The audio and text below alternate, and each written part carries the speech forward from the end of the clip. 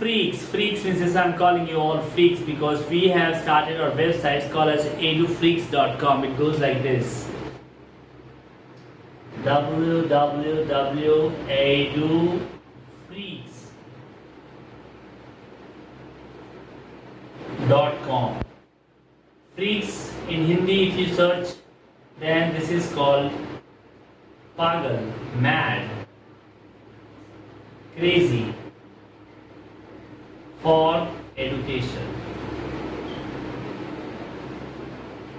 So our philosophy is that in this world where the comfort is coming to more and more to the student's life, why should anybody go through the rigors of the hard work and the pain of understanding the laws of nature? Only a freak can do so. That's why we have our website called the Edufreaks.com. Thank you very much. Just subscribe to our channel if you are a freaks, and henceforth we will be calling you all friends as freaks. Thank you very much.